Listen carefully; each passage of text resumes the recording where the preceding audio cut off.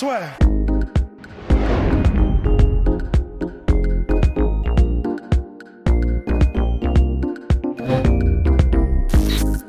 Bonjour à toutes et à tous et bienvenue dans le podcast La Sueur. Bonjour Ross, bonjour Polydomso. Alors avant de revenir au Triple C, nous répondons à vos questions. Si vous nous écoutez sur SoundCloud, Spotify, iTunes, Apple Podcast et toutes les plateformes, vous pouvez donc nous envoyer un message. Vous nous posez une question sur podcast@lasueur.com ou par message direct sur Instagram @lasueur. Et si vous nous regardez sur YouTube, un petit commentaire en bas de la vidéo. Ça fait toujours plaisir. Mais avant, Monsieur Polydomso voulait s'exprimer, je le crois. Ouais, du coup, j'en ai oublié ce que je voulais dire. Attends, c'était quoi déjà? Oui, non, si. Parce que j'ai vu, alors j'étais pas sur la vidéo, mais j'ai vu qu'on nous a reproché d'avoir eu une approche plus ou moins partiale sur les sources, compte tenu du déroulé chronologique des événements avec Khabib, comme quoi on n'aurait pas pris en compte ce qu'avait dit Khabib au sujet. En fait, c'est pas qu'on l'a pas pris en compte. Évidemment, on a vu cette vidéo, évidemment, on comprend le point de vue de Khabib. C'est juste que quand on parle de source, on prend pas la source du principal intéressé, sinon c'est pas une source, tout simplement. Tu vois, c'est la base. Je veux dire, ceux qui font un peu de droit, moi, c'est mon domaine, donc la première chose qu'on vous apprend quand vous êtes avocat, je vous l'apprends, c'est de ne pas prendre pour argent comptant ce que vous dit le client, parce que forcément, il est intéressé dans le truc. Alors, je dis pas.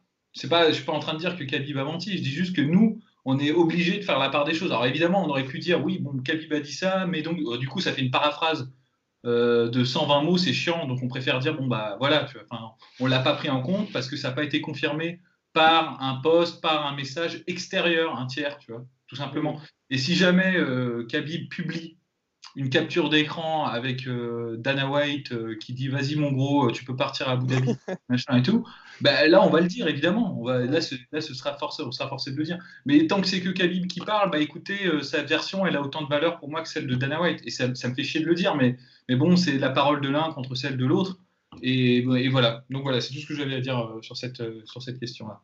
Merci Monsieur Polydomso. O.J. Simpson n'a pas tué sa femme, ne l'oubliez jamais. Alors, on va passer aux questions de chef. Attends, Guillaume, oui. Est-ce que je peux juste dire un truc aussi? Tu sais, sur les podcasts d'avant, on avait demandé aux auditeurs leurs combattants préférés. Et juste, du coup, en fait, par curiosité, j'ai été maté et ça fait juste plaisir, et je dois simplement le dire parce que en vrai, j'avais un peu peur qu'on ait que du Conor, du Khabib, etc. Et en vrai, ça fait vraiment plaisir parce que vous avez vraiment mais c'est un truc de ouf. Il y a des gens, c'est Demian Maia, il y a des gens, c'est Georges Saint-Pierre, il y a des gens, c'est Colby Covington, et il y a évidemment des gens aussi, c'est Darren Till, j'ai vu. Et il y a des gens, mais voilà, en fait, il y a vraiment de tout. Mais c'est ça qui fait plaisir.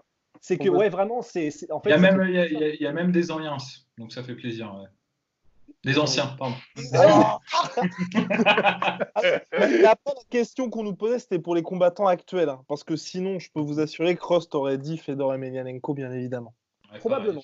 Ouais, c'est vrai. Et puis en plus, après, on a choisi des combattants et il y a je sais plus comment ça s'appelle, c'est le biais de recency bias, le biais de dans le temps, c'était plus proche de nous, quoi. C'est vrai que comme Darren Till et TJ Dillashaw, ça fait ils sont encore entre guillemets actifs. C'est vrai qu'on les a plus en mémoire, tandis que sinon ça aurait été effectivement peut-être Fedor, ça aurait été peut-être. Moi j'aurais mis Crocop sinon.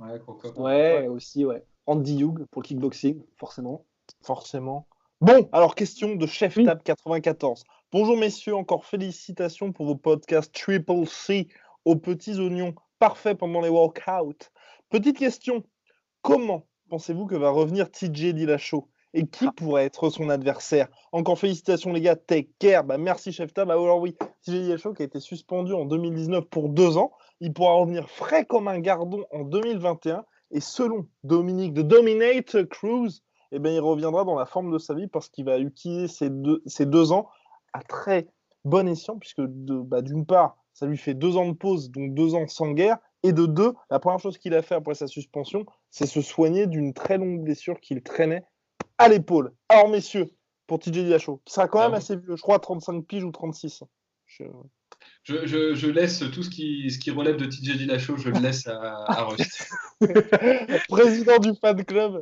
Ouais, officiel. J'ai pas mon fanion, mais non. À tout seigneur, tout honneur. En vrai, Je partage pas forcément cet avis parce que, comment dire, je sais pas quel produit il utilisait, TJ, parce que il a été chopé pour EPO, je crois. Mais l'EPO, ça peut Oui, aussi être une substance masquante. Et je sais pas à quoi il tournait, mais si vraiment, disons, si vraiment il arrête tout, on espère, et qui revient du coup en étant vraiment plus qu'avec des compléments alimentaires, du pain, du fromage, du vin rouge, j'ai du mal à croire, j'ai vraiment du mal à croire qu'il y aura une amélioration physique. Et comme il a un style qui est ultra technique, mais qui repose aussi beaucoup sur les facultés athlétiques, ben, même s'il a 2 ans là où il se réinvente et du coup, comment dire, il prend son temps, il guérit ses blessures, etc., j'ai du mal à croire qu'il reviendra aussi fort qu'il ne l'était avant, parce que forcément, bon, bah, techniquement, il aura progressé, on l'imagine, mais je pense que sa confiance sera ébréchée par le fait qu'il sait qu'il n'a plus forcément le même gas tank, la même puissance, les mêmes chevaux derrière. Et je vais pas non plus dire que ce sera comment dire, un espèce de cas comme Vitor Belfort. Je pense pas que ce sera à ce point-là, mais j'ai du mal à croire qu'il reviendra détonnant comme jamais et aussi fort qu'avant. Techniquement, il y aura peut-être un truc, effectivement, il aura progressé, mais aussi fort qu'avant, j'ai du mal à le croire. Et là, je l'adore, hein, pourtant. Ouais, je suis assez d'accord. J'ai rien d'autre à ajouter sur le KTG Show, si ce n'est que j'ai regardé des combats récemment de Duane Ludwig. Et franchement, c'est un truc incroyable. Je sais pas où Duane Ludwig est allé chercher ses techniques parce qu'il combat pas du tout comme TJ Dillashaw. Et c'est un cas d'école d'un mec qui, à mon avis, est 100 fois meilleur dans le gym que dans la cage parce qu'il a eu une bonne carrière, hein, Duane Ouais. Ludwig. La De combatture à kickboxer Mondecker. et de MMA. Ouais, et Takanori Gomi aussi. Donc au moment où Takanori Gomi était vraiment bon. Donc non, donc c'est assez incroyable. Et c'est fou qu'il ait réussi à transmettre ça et que bon, TJ Dillashaw, on peut pas lui enlever ça, même si il y a de la controverse sur le fait qu'il ait usé des produits dopants. Mais en tout cas, il est suffisamment réceptif et comprend suffisamment bien le game pour appliquer dans la cage ce que Duane Ludwig lui a donné, ce que Duane Ludwig lui-même n'a pas été capable de faire. Donc c'est assez intéressant. Ouais. Ouais. Et les gars, est-ce que vous pensez que Dominique Cruz, lui, va pouvoir véritablement revenir parce qu'il l'avait déjà fait une fois contre TJ Dillashaw. Là, ensuite, il y a eu toutes ses blessures et il a l'air là d'être en instance de comeback. Est-ce que c'est possible aussi?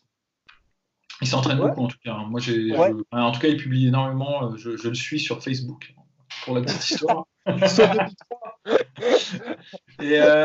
Non, et donc du coup, il publie énormément de vidéos et donc je pense qu'il est capable de faire un comeback. Après, est-ce qu'il est capable d'être au même niveau? Ben, ça va, hein, j'ai une vie aussi à côté. T'es pas encore sur MySpace, non, par hasard? Oh putain, les pages MySpace enfouies dans le dark web là. Mais ouais, donc du coup, je pense qu'il est capable de faire un truc. Moi, j'aime beaucoup en plus Dominique Cruz. C'est le master Ouais. footwork, quoi. Vraiment, genre, Et en plus, pour le coup, Dominique Cruz, lui, c'est vraiment, il se repose pas forcément sur de la puissance physique, hein. Alors lui, c'est un Yamakasi, quoi. Et du coup, comme il est très léger et qu'il n'a pas forcément besoin d'avoir une Audi A3 derrière, eh ben, je pense que lui, en revanche, il peut revenir sans trop de soucis, en fait. C'est pas quelqu'un qui dépend énormément de facultés physiques hors normes, donc franchement, Complètement. Et ouais. ce serait dingue, hein, parce que justement, j'ai regardé dernièrement sur les conseils de Polydamso, il y a ça une petite semaine, le combat Cruz-Dillashaw, c'est vrai que c'était impressionnant ce qu'il a fait. Et franchement, s'il revient une nouvelle fois et si d'aventure il arrivait à capturer une nouvelle fois le titre bantamweight, ce serait Ah, ce serait énorme. fou. Enfin, ce serait... Qui a fait ça? Qui a fait ça dans l'histoire de l'UFC? Randy Couture. Randy Couture, oui, c'est Randy ça, hein, Couture, c'est ouais. tout, hein. Ouais. Mm. Ouais, Ouais. bah non, Bon, bah, Et en lui, il plus, l'avait c'était en déjà fait plus ou moins, couleur. lui-même l'avait déjà ouais, fait plus ou lui-même, moins hein. Ouais. parce qu'il était revenu contre TJ Ouais, Dillashaw, il oui. lui avait pris le titre. Mais Mais je veux c'est dire, dingue. mais pas deux. Ah, oui, Oh, ah oui, pardon. De quoi, Enfin, pardon? une fois, mais pas deux. une Parce fois, mais que... Ah, ouais. Ouais. Mais non, mais c'est fou de se dire qu'il a réussi à aller aussi loin avec un corps en papier mâché quand même, parce que à chaque fois C'est clair. qu'il fait un entrechat, il se pète un ménisque, quoi, un truc comme ça. Donc c'est assez fou, quoi. Ouais, non, c'est c'est vrai assez que terrible, hein, parce que franchement, 2016, là, il aurait pu avoir un nouveau run. Et puis là, le problème, c'est qu'à son âge, je pense qu'on le reverra. Enfin, même lui l'a dit, il n'est pas intéressé pour faire 15 000 fights. C'est un combat qui lui garantit le title shot et ensuite le title shot. ouais, c'est ce Est-ce qu'il a que... dit. Bah, Pardon, yep. vas-y, termine. Termine parce que moi je vais faire une aparté qui n'a rien à voir. Donc, moi, c'était simplement, c'est vrai qu'il a dit dans une interview récemment que lui, il voulait vraiment le chemin le plus court vers le titre. C'est pour ça qu'apparemment Sean Shelby avait dit, soit c'est Petr Yan, soit c'est, comment s'appelle-t-il Marlon Benjamin Moraes. Sami. Je crois, soit Sterling, soit Cody Sandhagen, parce que Sandhagen, en gros, avait commencé à se chauffer, avait dit que c'était un honneur, etc. C'était le vainqueur de Petr Yan contre Marlon Moraes ou Sandhagen, c'est ça. Voilà. Et en gros, on verra ce qui se passe, mais en gros, je ne sais pas comment on va faire l'UFC parce que pareil, c'est un peu une situation à la GSP en fait. Quand tu sais que le mec, il veut le titre, c'est une légende, c'est cool, tout ça, mais que s'il le gagne, probablement qu'il se barre après. Ça fout un peu la merde en fait. Enfin, tant mieux pour Dominick Cruz s'il arrive à avoir un title shot, mais en vrai, si j'étais l'UFC, franchement, ça me saoulerait. C'est ça. Surtout une catégorie aussi chargée que la catégorie bantam. Ouais. L'aparté de Polydomso. Oui. Non, alors, j'aime bien parler de Dominick Cruz. On n'a pas souvent l'occasion du fait c'est vrai. de l'agenda de ses blessures, j'allais dire, qui nous laisse une fenêtre de tir assez resserrée. Et j'aime beaucoup Dominick Cruz parce que je connais personne d'autre qui utilise le footwork comme il l'utilise. Il n'est pas tellement sur les pivots et sur des axes. Il y a eu beaucoup de comparaisons qui ont été faites entre lui et TJ Dillashaw, mais ils n'ont pas la même méthode. C'est-à-dire que TJ Dillashaw, il va beaucoup désaxer avant de se fixer et de t'attaquer. C'est-à-dire qu'il va en fait chercher son angle d'attaque, celui où tu es le moins bon finalement, et il va t'attaquer. Mais quand il t'attaquera, il sera frontal, il ne sera pas forcément en mouvement. En mouvement latéraux. Tandis que Dominick Cruz, il attaque au moment où il se déplace. Il peut faire un shift en attaquant et tout. Donc il est plus... Je pense qu'il est encore plus mobile que TJ Dillashaw. En revanche, il a un jeu agressif du coup moins développé que celui de Dillashaw. C'est complémentaire. Et c'est vrai que quand on va chercher Dominick Cruz, c'est très difficile de l'attraper. C'est d'ailleurs la grande qualité de Cody Garbrandt, c'est qu'il n'a pas été chercher Dominick Cruz, il l'a fait venir vers lui parce qu'il était moins bon en fait en venant vers lui. Et juste pour terminer, sa façon de faire du footwork, ce n'est pas sans me rappeler, c'est un énorme compliment que je vais lui faire, Willie Pep, qui est un boxeur légendaire boxeur anglais, un des plus grands dans sa catégorie. Ouais, mais c'est vrai, hein. C'est vieux, c'est très très vieux. Je vous emmerde avec mes vieilles lunes, mais quand même, il faut aller voir Willie Pep, sa façon de se déplacer, de bouger. C'est un mec qui a plus de 100, je crois même 200 combats en boxe anglaise. Enfin, c'est un truc de fou. Et Dominick Cruz, je suis persuadé, et j'aimerais beaucoup lui poser la question et j'aimerais beaucoup qu'il me réponde, mais ça n'arrivera pas, hélas, parce que je suis français. Et c'est malheureux. Mais je suis persuadé qu'il a dû poncer des vidéos de Willie Pep parce qu'il y a même parfois des attaques et des transitions qu'ils font, c'est textbook, quoi. C'est vraiment du ouais, c'est vrai, des trucs un peu en shift avec le bras tendu qui arrive. C'est ça, pour désaxer latéralement. Et même la façon dont il recule enfin bref, les gens qui. Et pour le coup, moi, c'est Polydomso qui m'avait fait découvrir cette chaîne. Et j'ai pas vu les combats de Willie Pep. Je ne connais Willie Pep que à travers ça. Mais c'est la chaîne de highlight de boxe Anzagod. Anzagod, et qui a une vidéo sur Willie Pep. Oui, c'est Anzagod. Ouais, mais il y a Resnick aussi. Il y a les deux. C'est peut-être Resnick.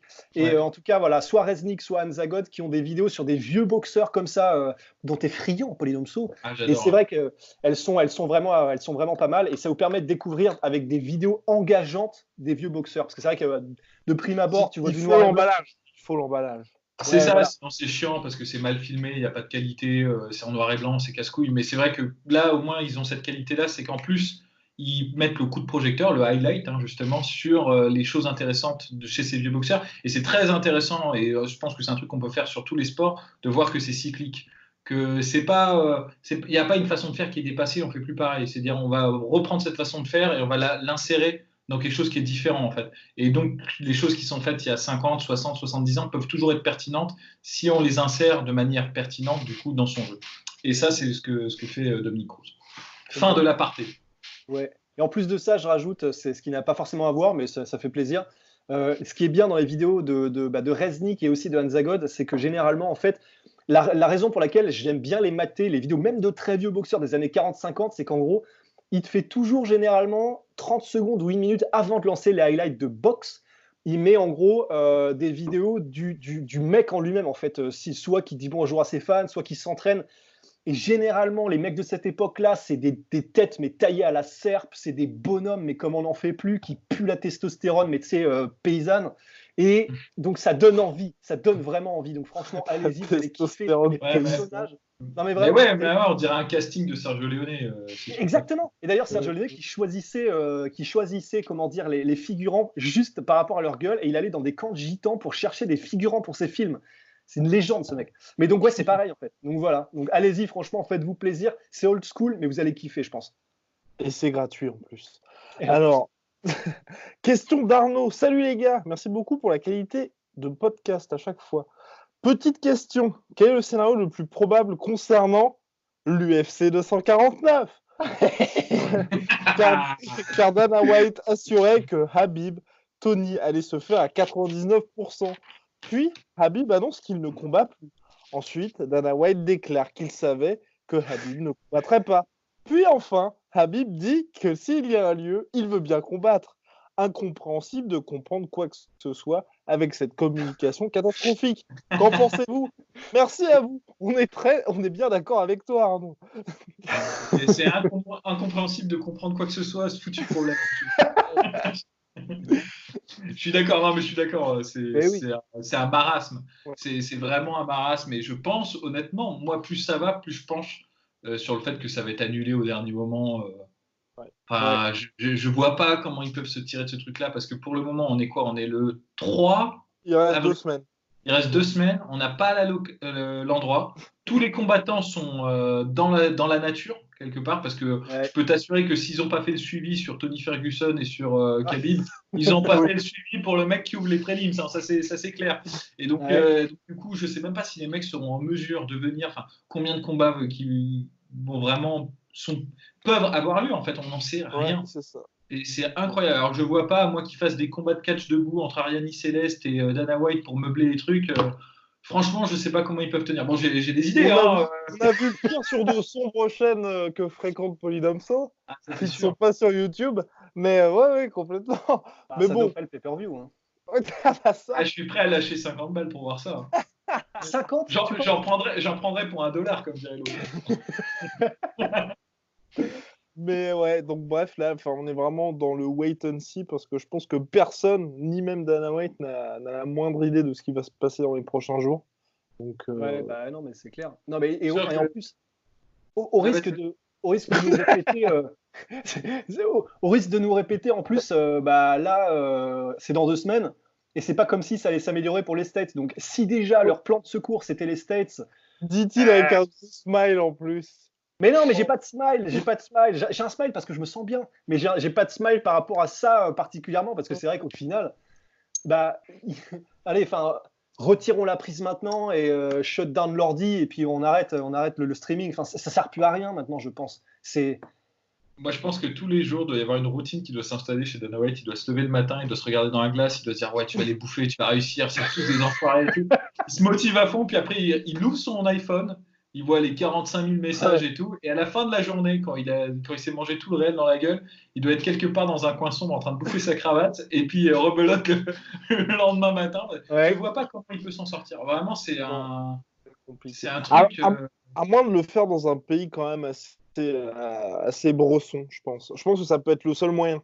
Tu vois, donc exit les États-Unis et tout ça, où ils signent un espèce de partenariat et fuck la quarantaine. Il y a toujours un truc qui me ferait rêver, moi, c'est l'option eau internationale. C'est ce que j'allais dire. S'ils les fait venir par hélicoptère sur une plateforme pétrolière. Mais s'ils font ça, mais... Honnêtement, parce que ça, c'est quand même la blague depuis le début, ce truc-là, quand même. Ouais, mais ce serait magnifique, mec. Honnêtement, ce serait magnifique. Là, pour le coup, ce serait légendaire. Là, ça et qu'il y ait quand même Khabib Ferguson. Parce que s'il y a un autre combat, ça fait un peu... Attends, pour te rendre le truc encore plus légendaire, il faudrait que Khabib se fasse kidnapper, c'est qu'il arrive dans une espèce de cargo prison, tu vois, et qu'on le lâche, tu sais, genre, je déconne, comme dans les comics, genre Bane, tu vois, genre...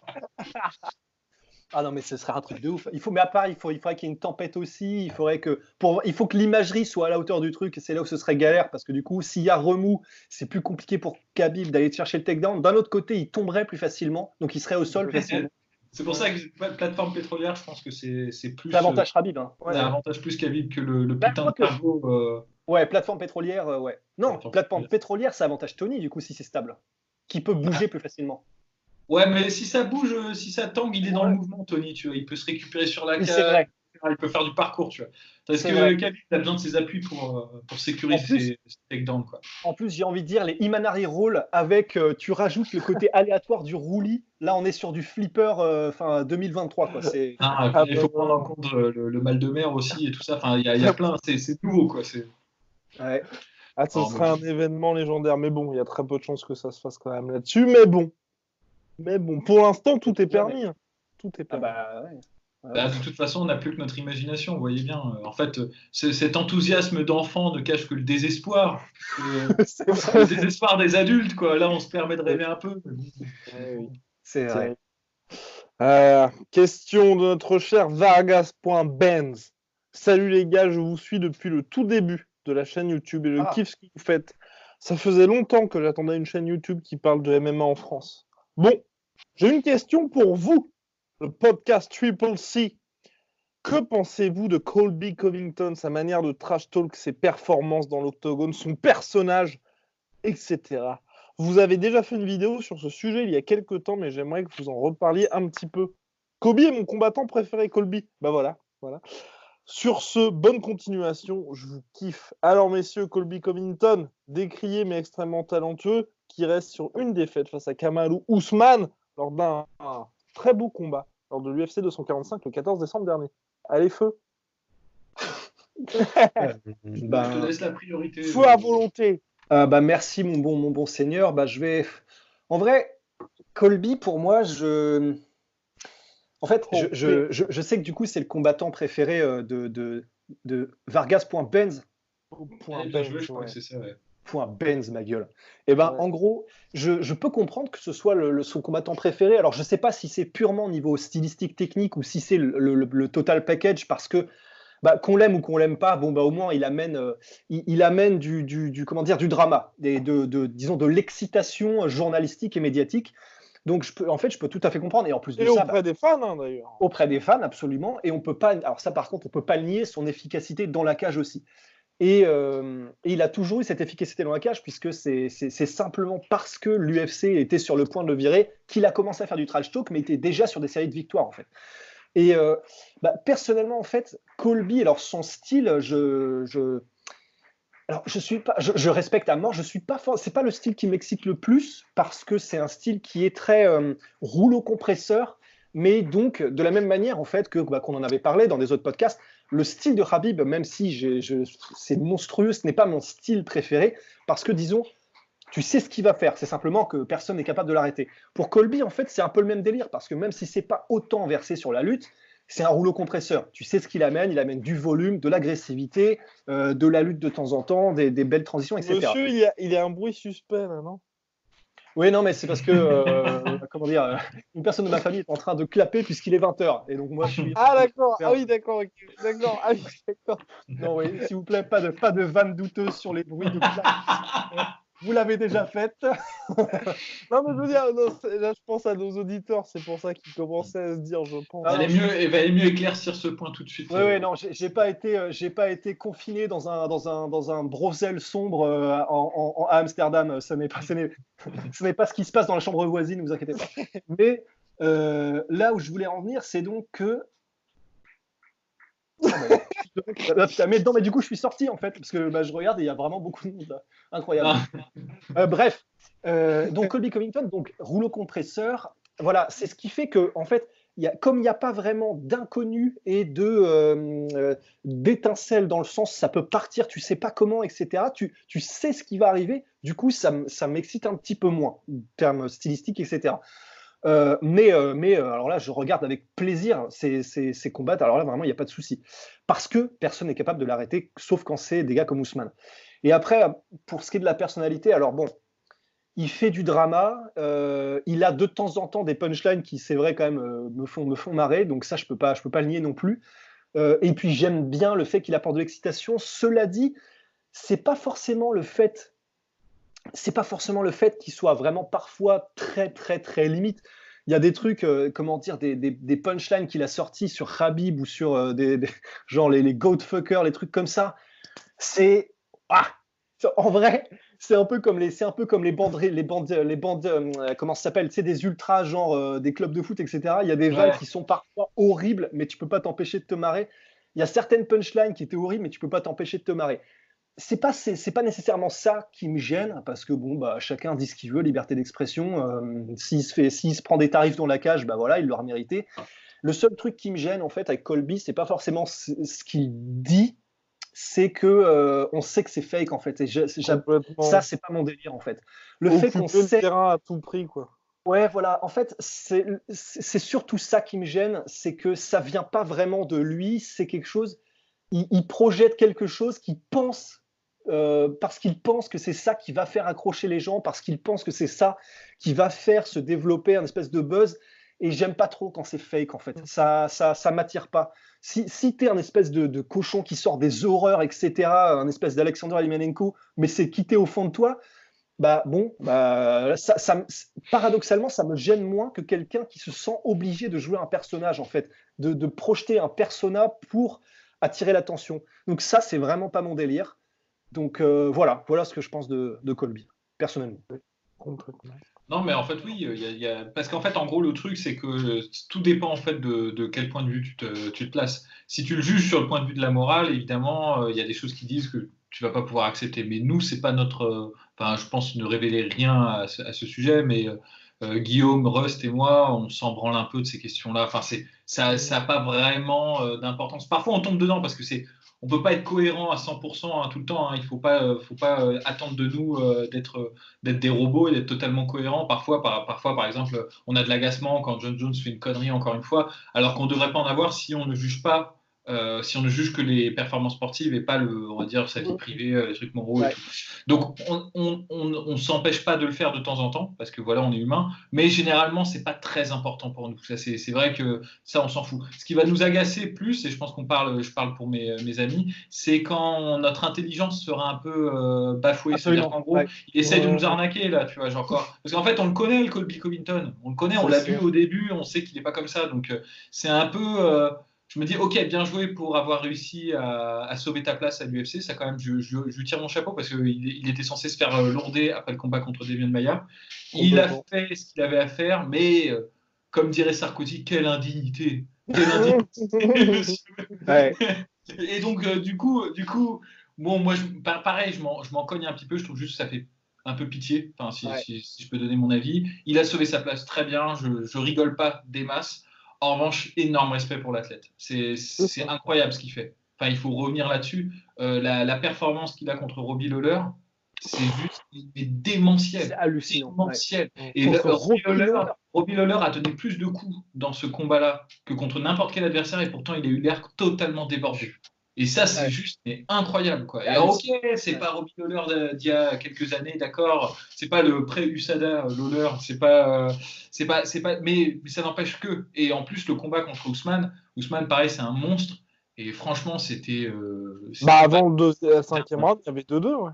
C'est un de mes combats préférés, tu vois. Donc, respect immense à l'athlète. La personnalité me gonfle un petit peu. Ça m'intéresse pas, en fait. Ça ne m'intéresse pas, ce truc-là. Et je trouve que ça fait un peu tiep.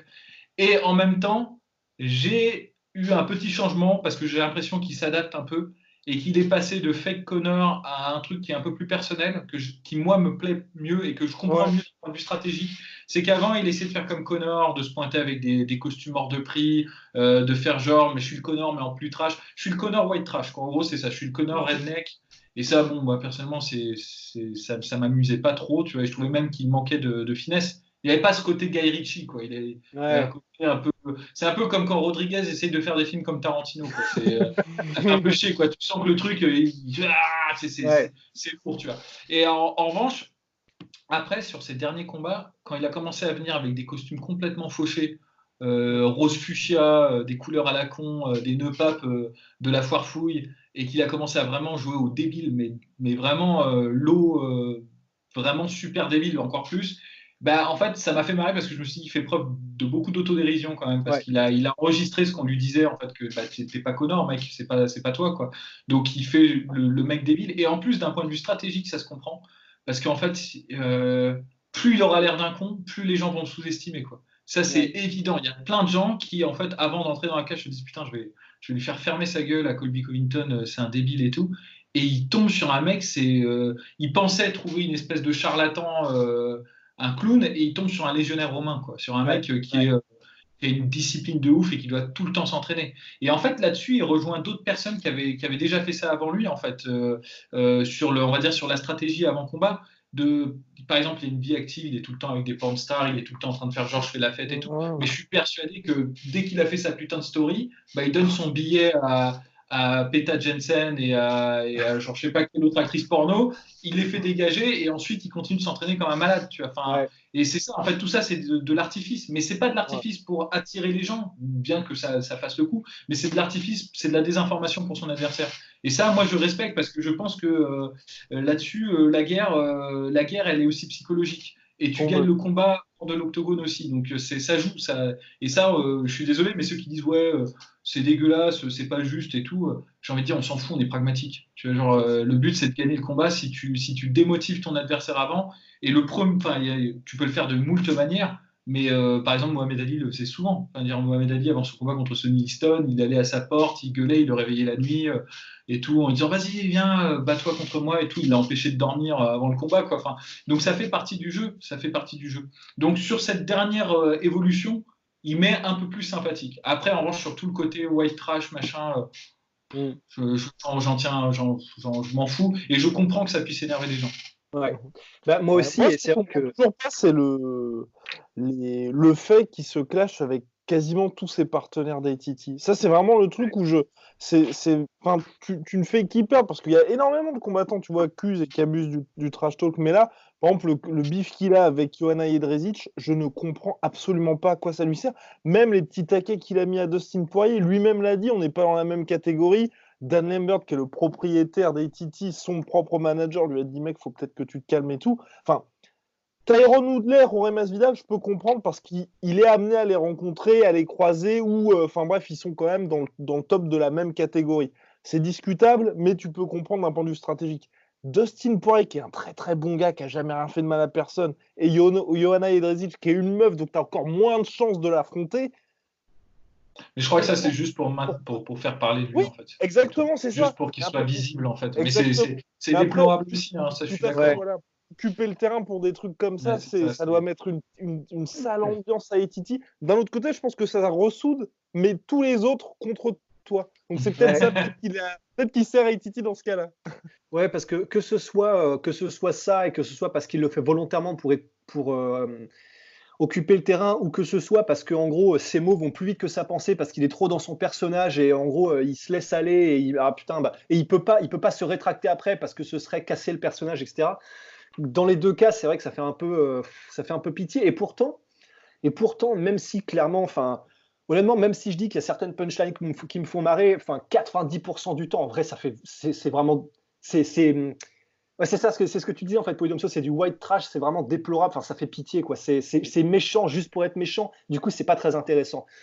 Mais, et pourtant, pour l'avoir vu dans certaines autres interviews, genre chez PragerU ou d'autres interviews comme ça, quand il est vraiment lui-même et quand il est honnête et quand il est comme il était avant en fait, quand il était tu sais dans les vlogs avec Masvidal et que bon bah il est là mais bon bah comme socialement il n'a pas le côté stylé de Masvidal, le côté comment dire hispanique stylé un petit peu, enfin je sais plus s'il est de Porto Rico ou de Cuba Masvidal, mais en tout cas voilà de Cuba et dans ces moments-là, voilà, c'était le vrai Colby qui est là, un peu en recul, un peu sur.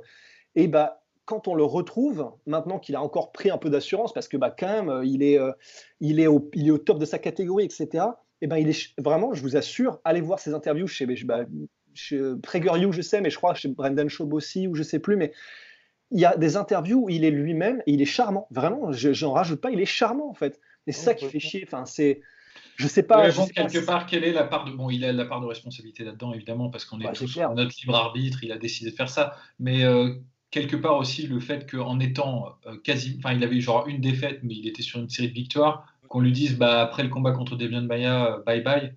Bon, bah, tu vois, c'est un peu le couteau sous la gorge, quoi. Faut pas non plus nier la part de responsabilité de l'UFC dans la gestion de C'est ses vrai, mais combattants. il va juste trop loin, quoi. Oui, bah, alors, et je suis tout à fait d'accord, il a pas la mesure du truc et tout, Ouais. mais bon, en même temps, quelque part, ça marche aussi un petit peu, donc tu vois, je me Mais dis, c'est de se dire, oui, s'il n'avait pas fait ça, il serait sûrement pas à l'UFC, il n'aurait pas touché 500 000 $ contre Kamaru Usman, et on parlerait pas de lui aujourd'hui. Donc, C'est vrai, mais en fait, ça me gêne juste parce que je suis d'accord avec vous. Il va même trop loin dans le sens, c'est pas nécessaire ce qu'il fait avec Jonah Jedrzejczyk et Dustin Poirier. Il l'aurait pas fait, c'était pareil. Oui, non, il s'est fait déborder. Il s'est fait Oui, voilà, déborder par... exactement. Je pense que c'est ça. Il s'est fait déborder par le monstre qu'il avait lui-même créé, en fait. Parce ouais, que mais bon, ça n'empêche qu'il est quand même, enfin, c'est toujours pareil, on peut pas avoir un avis tranché sur quelqu'un, et en plus là, on est finalement sur la connaissance de la personnalité de quelqu'un qu'on n'a jamais croisé. Donc on est un peu au doigt mouillé là. Je peux pas dire moi si le Colby Covington qui fait son fils de pute avec Joanna Jędrzejczyk, c'est pas le vrai Colby Covington. Et si le Colby Covington que tu as vu sur l'interview, bah finalement c'est pas une espèce de façade pour faire genre en fait. Non mais dans le fond je suis quelqu'un de gentil. On n'en sait rien du tout en fait. Donc en fait il faut se tenir aux actes. Les actes c'est quand même qu'il a une gestion de sa publicité qui est très limite, douteuse. Moi, personnellement, je ne suis pas pour l'interdire de faire ce qu'il fait. Il a la responsabilité de ses actes, c'est-à-dire s'il se fait défoncer, il n'aura aucune sympathie de la part des gens. Il y a plein de gens même qui vont être très heureux, qui se fassent casser la gueule. C'est ce qui s'était passé contre Ousmane, d'ailleurs. Voilà, il paye la facture du truc, c'est-à-dire il crée de l'enthousiasme et de l'aversion, mais en tout cas de l'attention dans les deux cas, donc c'est très bien pour lui, mais ça se paye toujours à un moment donné. Donc, quelque part, voilà, tu vois, genre il est grand, il est adulte, il fait ça, c'est bien. Après, moi, je veux juste partager une anecdote qui me fait vraiment marrer sur Colby Covington, mais c'est un peu assez dépend. C'est quand il commençait un peu à trash-talker, mais qu'il n'était pas encore rompu aux nouveaux médias. C'est avant son combat contre Dong Hyun Kim. Il a commencé à trasher un mec qui s'appelait Dong Hyun Kim, je suppose, mais qui n'était pas Dong Hyun Kim, le combattant. C'était un étudiant coréen qui avait rien à voir, et il a continué à dire, mais pourquoi tu fais, c'est sur les Twitter, genre, mais pourquoi tu prétends que t'es un étudiant? Je sais que c'est toi, je vais te défoncer et tout. Et juste, cette histoire m'a fait mourir de rire quand j'ai découvert ça. Je l'imagine, tu vois, sur les chiottes avec son iPhone en train de dire putain, mais la mauvaise foi de ce mec. Genre... Le mindfuck ultime. Enfin, mais en tout cas, affaire à suivre pour Colby Covington, parce qu'il a quand même amorcé un espèce de petit changement, une bascule vers l'honnêteté juste avant le combat contre Kamaru Usman, et j'espère qu'il ira quand même à fond, parce que tu as des gars comme Chael Sonnen, par exemple, qui, eux, font rire avec leur trash talking, mais ciblent clairement les mecs, et puis pour le reste, tu sais qu'ils sont plaisants, et puis qu'ils peuvent s'ouvrir justement en interview. Le problème de Colby Covington, c'est dès qu'il est justement interrogé en tant que combattant, là, tu sais que c'est mort, il n'y a rien d'honnête qui va sortir de sa bouche, comme par exemple, juste après le combat contre Marc Goddard, quand il disait « ouais, c'est un complot, c'est machin ». Et même aujourd'hui, 3 mois plus tard, tous les combattants, sur le coup, ok, ils vont pas être objectifs parce que c'est un combat pour le titre, t'as pas 15 000 chances d'être champion welterweight, ça peut se comprendre. Mais 3 mois plus tard, tu peux quand même reconnaître que, ok, là, clairement, si stoppait pas le combat, t'étais mort. Et là, toujours Colby Covington qui poursuit dans cette voie. Et c'est un petit peu dommage parce que je pense que, à mon avis, il le fera, mais un peu trop tard, tu vois. Genre, quand il aura 35 piges, qui sera début de main card et qui dira ouais, c'est vrai qu'à cette époque-là, machin. Après, ça n'atteint pas la mauvaise foi de Chael Sonnen qui disait que s'il tapait dans son combat contre Anderson Silva, c'est parce qu'il pensait que selon les règles, au 5e round, ça allait ensuite à la décision et comme il avait gagné tous les autres rounds. C'était quand même magnifique ça. mais en fait, c'est vrai que c'est là la différence, c'est simplement que, pour ne pas citer un épisode de Kaamelott, mais c'est juste que c'est mal dosé en fait. Le problème, c'est que quand c'est Chael Sonnen qui fait ça, tu sais que c'est complètement, c'est complètement over the top. Ouais, voilà, c'est comment dire, c'est exagéré au maximum. Mais voilà, tu sais que dans la seconde d'après, il va redevenir normal, tout va bien. C'est vrai que chez Colby, il y a ce côté, il sait pas équilibrer en fait, il sait pas gérer. C'est soit full et dans ces cas-là, il est un peu dans le cringe, soit très gentil et dans ce cas-là, c'est vraiment le petit ourson. Il ne sait pas doser ce qu'il fait en fait. J'ai l'impression. Ma théorie, et pour avoir vu pas mal de vidéos de lui avant, c'est simplement que voilà, je pense que il a simplement, je sais pas si c'est de l'anxiété sociale, mais je pense voilà, il est pas aussi rompu aux exercices sociaux et à l'aise dans ce milieu-là que ne le sont des gars comme Masvidal. Et du coup, voilà, il se retrouve sous le feu des projecteurs et on lui demande d'avoir une personnalité extrêmement extravertie, etc. Et simplement, il ne sait pas gérer ça en fait. Je pense que c'est ça. Et c'est vrai que oui, c'est tout le temps 0 à 100 avec lui. C'est exactement ça. Tu passes de oui, c'est l'UFC qui m'a obligé à ça. Johanna, c'est une énorme pute. J'ai refusé ses avances et tout. Non, mais Et justement, j'aimerais pour conclure rendre hommage là-dessus, à Johanna. pour conclure là-dessus, quand on dit qu'il ne sait pas doser, que en fait, dans le fond, c'est un bon gars et tout, ça n'ôte rien à notre jugement sur le fait que c'est pas cool de faire ça, quoi. Je veux dire, ça, on n'essaye pas de l'excuser, parce que ça peut prêter à confusion quand on le dit, mais c'est déplorable. C'est déplorable. Mais je veux dire, c'est le game aussi qui pousse à faire ça. Mais c'est difficile parce que dès que tu commences à essayer de comprendre les origines du truc, on va te dire, t'excuses quelque part. Mais c'est juste, en fait, pour mieux comprendre le constat. Moi, c'est un cas qui est très intéressant, le cas de Colby. C'est comment tu prends un mec qui, à mon avis, n'a pas d'histoire, il n'a pas de cadavre dans le placard. Ça doit être un mec qui peut être un peu chiant au quotidien. Tu vois, je pense vraiment, très honnêtement, comment tu prends un mec comme ça qui, en revanche, il y a quelque chose qui est très honorable chez lui, c'est qu'il est dédié à 100% à son art. Et moi, de toute façon, toutes les personnes qui sont dédiées à 100% à leur art, elles ont mon respect parce que c'est quelque chose qui est exceptionnel, en fait, de s'investir à fond dans quelque chose, surtout d'aussi difficile que la compétition sportive. Comment tu passes de ce mec-là et comment t'en fais Colby Covington? C'est très, très intéressant, moi, je trouve. Et on peut, évidemment, il y a sûrement 100 personnes qui vont avoir l'avis de Colby Covington, qui vont pas faire comme Colby Covington parce qu'ils auront des limites, pour X raisons, ils se comporteront mieux que lui. Mais néanmoins, il y a deux ingrédients. Il y a Colby Covington et il y a il y a le carburant et il y a l'étincelle, quoi. Il faut les deux. Et le fait que l'UFC repose principalement, depuis Chael Sonnen, depuis Conor McGregor, sur du beef, sur du trash talk, sur le fait qu'on ait des bad boys. Tu sais, il n'y a rien qu'à entendre parler Dana White. Il parle tout le temps comme ça, quoi. Enfin, je veux dire, c'est l'image qu'il renvoie. Donc, par effet, tu sais, neurone miroir, par mimétisme, tu te dis, être un boy scout, finalement, ça paye pas. Voilà, donc je suis d'accord, il y a plein de gens qui font pas ce choix-là. Honneur à eux et respect à eux. Il a pris cette décision, c'est là où il est critiquable. Mais il faut pas oublier toute la putain de superstructure derrière et aussi tous les putains de spectateurs qui regardent parce que cautionnent les mecs, tu vois, quand ils font ça. Donc, parce que si ça marche et si l'UFC pousse pour ça, c'est qu'il y a une demande, hein, c'est mathématique, quoi. N'oublions pas quand même que Ben Askren n'a pas été prolongé par le Bellator alors qu'il était champion. Voilà, à méditer. Messieurs, on va passer aux recommandations. Yes, sir. Alors recommandations combat. Mais du coup, est-ce qu'on prend les mêmes recommandations qu'on avait sur le feu moi, je me souviens plus de mes recommandations que j'ai faites. Qu'avions-nous sur le feu? Mais oui, le fameux podcast qui n'est pas sorti, mon cher Polydomso. Feu, enfin, ouais, c'est pour ça que je dis ça. Ouais. Mais je me souviens plus, en fait, de ce que j'ai proposé. Moi, j'ai pas noté. Hein. Je ne sais plus. La série, en fait, c'est marrant, je me souviens de la recommandation de Guillaume. Ouais, c'était The Affair. C'était The Affair. La fameuse série avec Dominic West. Donc, le petit pitch, on va essayer de faire un petit peu mieux. Donc, Dominic West qui part en vacances avec sa femme, et il cherche à écrire. Je crois qu'il est écrivain. Donc, il part avec sa meuf en vacances, avec ses gosses et tout. Et là, gros crush sur une autre fille qui est un petit peu plus de la campagne. Cette fille, c'est la que j'apprécie pas mal, hein, on va pas se le cacher, donc qui est l'actrice de Luther avec Idris Elba, et donc il va y avoir The Affair, donc une histoire d'adultère mêlée à une enquête un petit peu policière, donc il y a un petit peu tout, de la romance, un peu de thriller, donc voilà. La première saison est très bonne, le reste un petit peu moins, mais la fin de la première saison est une vraie fin de saison, tout en ayant une petite ouverture sur la suite. Si vous êtes intéressé et que vous êtes un petit peu happé par l'histoire, l'ambiance et le charisme des personnages, donc je ne saurais que trop vous la conseiller. Voilà. Ça veut dire qu'on peut regarder la première saison que en stand-alone. Exactement. Et ça, c'est fort. Ça, c'est bien, ça j'aime bien. D'ailleurs, une des meilleures séries stand-alone, True Detective, la première saison, quoi. Enfin, on s'incline là. D'ailleurs, y a-t-il un lien même de loin entre la 1 et la 2? Non. Apparemment, non. Ouais, mais en revanche, dans la 3, je crois qu'il y a genre un truc, le genre de truc qui m'énerve, mais genre une espèce de.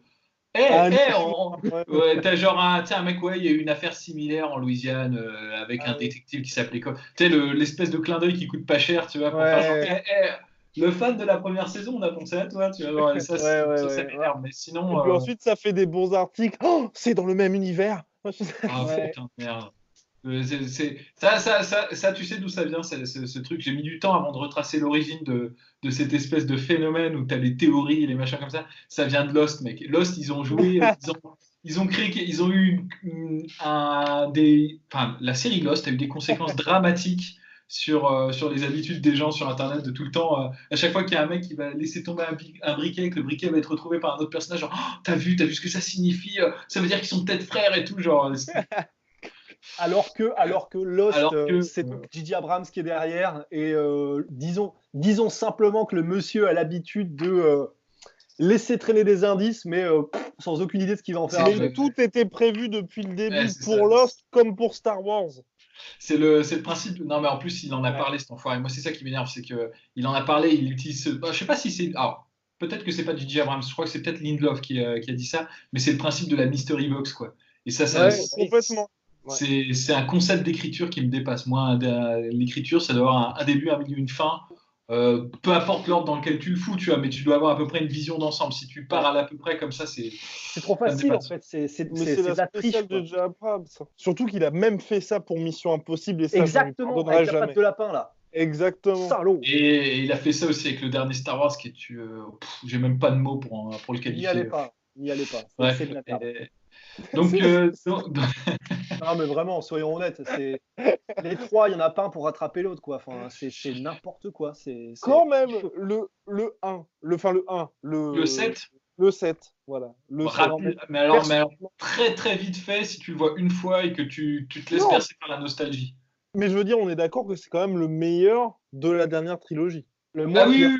Le moins pire. Mais si, attends, Guillaume. Attends, si tu n'as jamais vu aucun Star Wars et qu'on te montre le 7 pour la première fois et que tu as 13 ans. Eh bien, je vais être à 1000% honnête. Et vraiment, je dis pas ça parce que j'essaie de m'en sortir et de faire une galipette. Et vraiment, parce qu'à 13 ans, j'étais quand même sacrément cool. Non, ça c'est sûr que non. T'as 13 ans, moi j'avais regardé Godzilla avec Jean Reno, j'avais trouvé ça génial, hein, pour te dire. on fait tous des erreurs. Mais ce que je veux dire, on a tous aimé le Godzilla avec Jean Reno, attention. Moi je l'ai pas vu, moi. Ah ouais? Moi, j'avais la cassette enregistrée d'une diffusion sur TF1. Tout ce que je connais de ce film, c'est qu'il a une des affiches les plus stylées du game. Si c'est bien lui, c'est avec le pied. Godzilla, l'hélicoptère entre les buildings, franchement, ça par contre, ça fait kiffer de ouf. Mais en revanche, et vraiment, alors voilà, de façon impartiale, je vais essayer. Le gros problème que j'aurais eu même à 13 piges avec le Star Wars 7, c'est que les personnages sont tellement stupides que tu t'en rends compte même si tu es un enfant en fait. Il y a des dessins animés, j'étais en train d'essayer d'en chercher des dessins animés quand j'étais petit, que quand je les regardais, les héros étaient tellement stupides que même en tant qu'enfant, ça m'énervait en fait. Et je pense que c'était pareil pour les autres. Hein. Je pense Russ, ce sociopathe qui terrorisait les gens à la cour d'école, tu sais, genre. Mais tu vas pas être con. Non, mais c'est pour ça, il y avait des très bons dessins animés, mais il y en avait où je me disais, mais arrête, c'est stupide, tu le sais que c'est stupide. Et je pense qu'à partir de cette pige, on pouvait le savoir, tu vois. Et là, c'est pareil, le truc qui m'énerve le plus, alors J.J. Abrams, autant on chie dessus parce qu'en termes de scénario, ça vaut pas un copec, autant je suis plutôt versé visuel, et sur les visuels, il faut avouer qu'il est incroyable. Ça, il est incroyable, J.J. Abrams. C'est pour ça qu'il faudrait, pour moi en tout cas, qu'il se cantonne au visuel, parce qu'en tant que ce soit réalisation ou que ce soit directeur photo, pour moi, il est incroyable. En revanche, au niveau de l'écriture des personnages, alors vous allez me dire ce que vous en pensez, mais pour moi, déjà, l'espèce de côté, que ce soit pour Rey et pour Finn, l'espèce de côté enfant hyperactif qui a toujours la même expression. Donc pour Finn, c'est comme ça. Le film, il va être. Ça va faire l'objet d'un mème, mec. Je suis désolé. Et ça m'énerve en fait. Arrête, c'est stressant. Enfin, calme-toi. Et plusieurs facettes, soit un peu plus profond que ça. Arrête d'être un enfant complètement shooté. Enfin, en plus, moi, je trouve que c'est vraiment ultra dommage qu'il n'ait pas exploité l'idée du Stormtrooper déchu. Il gâche toute la postologie. Ça, c'est débile parce que c'était vraiment une idée qui était. Mais surtout qu'il nous l'avait teasé dans le trailer. Ça. Bah ouais. Ça et sa maîtrise de la force qui a complètement disparu après. Et il avait la backstory la plus intéressante et ils l'ont littéralement laissé tomber. Et voilà. Donc et même la fille qui tue là, l'espèce de super Stormtrooper là. Ouais, la gonzesse qui joue dans Game of Thrones aussi. Ouais, qui sert finalement à rien en plus. Rien du tout. Non, mais c'est. Comment elle s'appelle Enigma Phasma. Oui, Phasma. Oui, Phasma. C'est ça, pas ça Ça va être Phasma parce que Phasma. Écoutez, je l'ai pas revu depuis, hein, donc. Captain Phasma. Je pense que personne l'a revu de toute façon. Non, mais alors du coup, la transition est toute trouvée parce que j'avais fait une recommandation culture. J'ai un passé, tu sais, c'est un peu comme les alcooliques anonymes, je le révèle, hein, c'est terrible. Et du coup, il y a un mec qui a fait une espèce de succession de courts-métrages sur YouTube tout seul, et c'est Astartes. Et franchement, si vous en avez rien à foutre de Warhammer, n'allez pas perdre votre temps là-dessus. Vous avez Quoique, mec. Débilité pour vous, ouais, mais bon, pour coller à l'univers. Mais en revanche, si vous avez un petit passé de geek boutonneux, allez-y, vous allez kiffer parce que le mec il a fait un travail mais de dingue. De dingue quoi, tout seul d'après en plus que je comprends, donc c'est un truc malade. C'est 5 courts-métrages en tout, ça doit faire peut-être 12 minutes. Ouais. Et franchement, c'est kiffant quoi, c'est kiffant le boulot qu'il a fait quoi. Et alors pour le coup, encore une fois, je dois avouer, mais finalement, est-ce que Pauline Hobson n'est pas responsable de ma culture? Je commence à me demander. Parce que ton père. Je tire les filles. Papa. En tout cas, tout ça pour dire qu'il y a aussi, oh la vache, là sur ce podcast-là, c'est full Pauline Hobson, Gepetto quoi.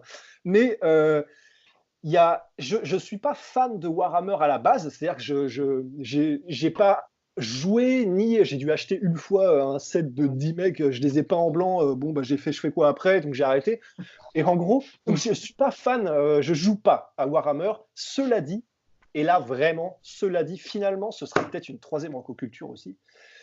Il faut avouer qu'il y a une série de vidéos donc, que m'a conseillé Polydomso, je les ai regardées et je me suis dit, ok, qui vont vous faire tomber, je pense, amoureux, qui que vous soyez, de l'univers Warhammer. Parce que Warhammer, vous vous dites probablement, bon, c'est des figurines en plastique pour jouer dans des Games Workshop avec des mecs qui ont probablement encore pas tiré. Qui ont des t-shirts de black metal et qui ont des grosses barbes. Voilà. Bon. Mais en tout cas, parce que bon, j'aime le black metal. Bon, là, de toute façon, après ce podcast, on aura perdu en crédibilité. Ouais, c'est ça. On aura perdu la moitié de nos auditeurs parce qu'on a donné suffisamment à tout le monde et toutes les communautés pour que tout le monde nous déteste. Donc ça, c'est parfait. Mais tout ça pour dire que vous regardez. Alors, comment je sais plus. Ça s'appelle comment déjà, Polydomso, la série où en gros tu découvres l'univers. Je crois que c'est la chaîne, je crois que c'est Planet Wargame et c'est les vidéos fluff. Voilà, la chaîne Planet Wargame et vous regardez les vidéos fluff. Je pensais pas le dire. Non, mais du coup, surtout quand après vous comparez avec putain de Star Wars 7 J.J. Abrams. C'est parce qu'on a parlé de Star Wars 7 que ça m'a amené à révéler cette part sombre de ma personnalité. Donc, parce que pour le coup, on parlait donc des films de Star Wars qui sont clairement, enfin Star Wars 7 pour moi c'est vraiment un dégueulis. Mais c'est surtout c'est stupide. Mais qu'est-ce que Star Wars 8 alors? Voilà, monsieur. Mais en revanche, vraiment pour le coup, vous regardez donc les Planet Wargame, les vidéos fluff qui en fait vous présentent l'univers de Warhammer tel qu'il a été imaginé par des écrivains qui ont été à la base, c'est pas enrôlés, mais c'est payés pour créer l'univers de Warhammer. Stipendiés. Et alors pour le coup, c'est un des univers les plus sombres, mais complets, profonds, intéressants et matures que j'ai jamais vu de ma vie. Et je pense même, alors que je n'y joue pas, que c'est peut-être mon univers de SF, même sans doute préféré. Écoutez les vidéos fluff, et vraiment, je vous assure, en plus, les images sont cool. Alors, c'est des espèces de diapos plus, mais les images sont cool. Je vous assure, c'est comme un film. Vous allez regarder ça, vous allez être happé du début à la fin. Le mec, en plus, il met un petit théâtre, c'est assez stylé. Vous allez découvrir un univers, si vous êtes fan un peu de trucs, un peu dark, un peu sombre, mais intelligent et vraiment mature, vous allez surkiffer ce genre de truc, je pense. Donc voilà. Et sinon, pour la Reco Combat, après ce long détour culturel sur le truc, la Reco Combat que je ferais, c'est pour moi un des plus beaux matchs de boxe. Alors, encore une fois, un match de boxe à l'ancienne, typical Polydomso, c'est en noir et blanc, c'est pas en HQ. Donc c'est Sugar Ray Robinson contre Carmine Basilio. Et d'ailleurs, ils ont fait 2 combats, il me semble. Et les 2 combats sont ouf.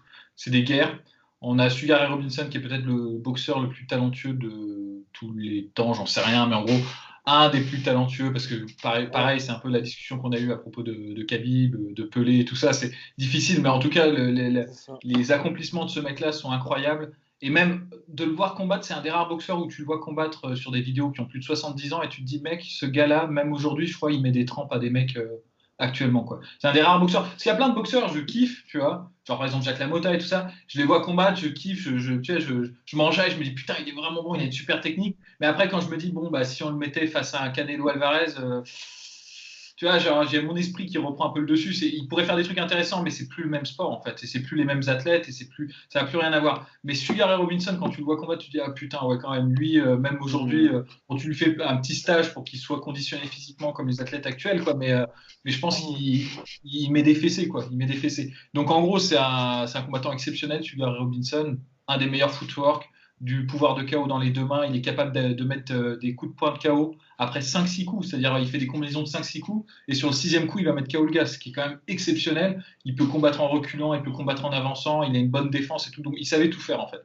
Et c'est pour ça qu'il est exceptionnel. Et en face de lui, on a Carmine Basilio, qui est un Italo-américain, donc surtout de cette période-là, c'est des charbonneurs, quoi. C'est des mecs, c'est pas les plus techniques, mais putain, généralement, ils ont des couilles en adamantium et un menton forgé dans les flammes de l'enfer. Et en plus de ça, lui, en plus de ça, tu vois, de ses qualités, de ce cœur qu'il a qui est exceptionnel, bah, il est bon techniquement aussi. Mais pas comme Sugar Ray Robinson. Sugar Ray Robinson, il est juste brillant, quoi. C'est juste, tu le regardes, tu fais, ah, putain, ok, c'est Mozart, quoi. Même si je travaille pendant 10 000 ans, j'aurais jamais le même niveau. Mais en revanche, Carmine Basilio, il a ce savoir-faire technique que tu pourrais acquérir si tu charbonnais à mort, mais que c'est quand même exceptionnel de le voir. Il est crafty, en fait. Il est vraiment, parfois, il est intelligent, il anticipe et tout. Et il donne vraiment du fil à retordre. D'ailleurs, il y va au cœur, mais il est aussi très intelligent. Il a un très bon jab, il a une bonne précision sur ses coups. Donc, c'est 2 rencontres qui sont franchement exceptionnelles. Si franchement, essayer de passer à travers, au-delà du fait que c'est une vidéo en noir et blanc, que le son est un peu pourri, que c'est pas facile, je suis d'accord, c'est pas facile de se mettre dans un combat comme ça, mais ça vaut vraiment le coup de le regarder. Eh ben, bon, formidable, merci Monsieur Poidomso. Merci aussi à notre sponsor MyProtein, moins 40% avec le code de la sueur. À la prochaine. Soit.